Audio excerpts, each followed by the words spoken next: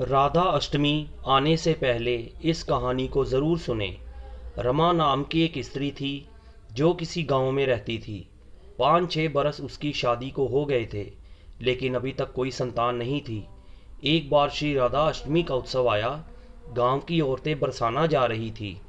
औरतों ने कहा, तुम भी बरसाना चलो, राधा रानी बड़ी दयालु हैं, तुम्हारी गोद ज़रूर भरेंगी। वह कभी 7-8 दिन अपने घर से बाहर नहीं रही थी। उसके पति और सास ने भी उसे जाने की आज्ञा दे दी।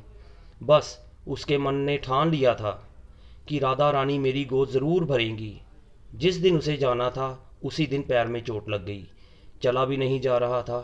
फिर भी वह स्त्रियों के संग यात्रा पर चल पड़ी। सारे रास्ते ट्रेन में राधा कृष्ण का जाप कीर्तन चलता रहा। इस प्रकार सभी स्त्रियों के साथ वह बरसाना पहुंच गई। सभी नहा धोकर राधा जी के मंदिर में जाने के लिए तैयार हुईं। राधा जी के महल में जब जाते हैं तो ऊपर बहुत सी सीढ़ियाँ चढ़नी पड़ती हैं। जैसे ही सीढ़ियाँ चढ़ने लगी, वह स्त्रियों को बोली कि तुम लोग आगे आगे चलो, मैं धीरे धीरे सीढ़ियों से आ रही हूँ। पैर में चोट लगने की वजह से चला भी नहीं जा रहा था। 2-4 सीढ़ियाँ चढ़ने के बाद उसका पैर मुड़ गया और वह नीचे गिरने लगी।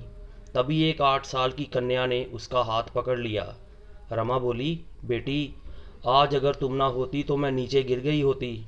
वह कन्या बोली, मैया, ऐसे कैसे गिर जाने देती मैं तुम्हें। रमा ने पूछा, बेटी तुम्हारा क्या नाम है। वह बोली, लाडो नाम है मेरा, यहीं पास में रहती हूँ। वह दोनों सीढ़ियों पर बैठ गई। लाडो कहने लगी, मैया, मेरे लिए क्या लाई हो। ना कोई जान पहचान और लाडो ऐसी बात कर रही है, रमा ने सोचा। फिर रमा ने कहा, लाडो, मैं कल तुम्हारे लिए लेकर आऊँगी, तुम्हें क्या पसंद है। लाडो बताती है, मुझे नथनी, गले का हार, कान के कुंडल, चूड़ियाँ, मेहंदी, घाघरा चोली, ये सब पसंद है, कुछ भी ले आना। इतना कहकर वह बालिका भाग गई। जैसे तैसे रमा भी मंदिर में दर्शन करके लौट आई। वापस जाकर सोचने लगी उस बालिका के बारे में, और बाजार से उसने गले का हार और चूड़ियाँ उसके लिए खरीदी। अगले दिन वही जहाँ मिले थे वह लाडो उसका इंतज़ार करते मिली। चूड़ियाँ और गले का हार जैसे उसे दिया, वह बोली, बस इतनी सी ही, और चीज़ नहीं लाई। और वह मुंह फुलाकर बैठ गई। तब रमा बोली, अभी मैं 8 दिन यहीं पर हूँ, रोज़ तुम्हारे लिए कुछ ना कुछ लाया करूँगी। ये सुनकर लाडो उसकी गोदी में बैठ गई और गले से लग गई। रमा तो रोने लगी जैसे उसे एक संतान मिल गई हो। खूब प्यार से उसके सिर पर हाथ फेरा। ऐसे ही वह फिर चली गई। रमा ने मंदिर से आकर घाघरा और चोली उसके लिए बनवाए।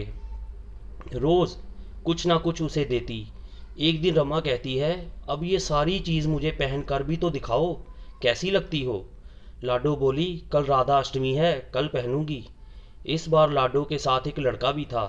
उसे देखकर रमा ने कहा, आज पता नहीं मेरे मन में क्या आया, मैंने एक धोती और मुकुट मोर वाला लिया है, क्या मैं इसे दे दूं।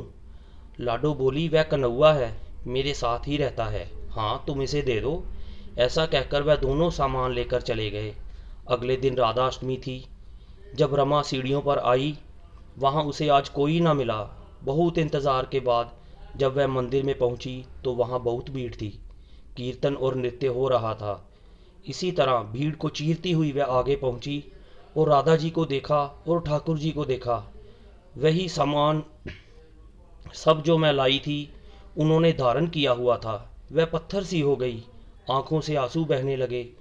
बात समझते देर न लगी कि वह लाडो राधा जी और कन्हैया कृष्ण जी हैं। स्वयं जगत के पालनहार उसके पास आते हैं। राधा जी उसकी गोदी में बैठती हैं और उसे मात्र सुख प्रदान करती हैं।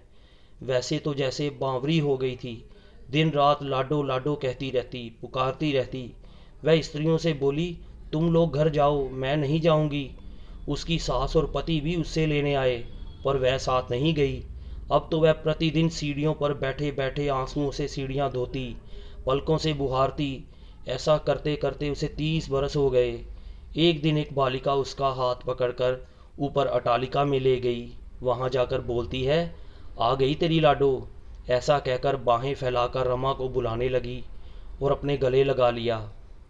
उस दिन रमा ऐसे गले लगी कि इस पार्थिव शरीर को छोड़कर सदा के लिए अपनी लाडो के पास चली गई हो।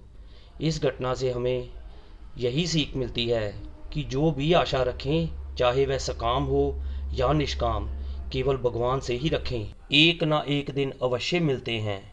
आशा एक राम जी से, दूजी आशा छोड़ दें। नाता एक राम जी से, दूजा नाता तोड़ दें। बोलिए भक्त और उनके भगवान की जय, बरसाने वाली सरकार की जय, श्यामा प्यारी कुंज बिहारी की जय। जय जय श्री राधे। दोस्तों, आपको ये कहानी कैसी लगी कमेंट बॉक्स में ज़रूर बताएं। कहानी को लाइक शेयर और चैनल को सब्सक्राइब करना ना भूलें। धन्यवाद।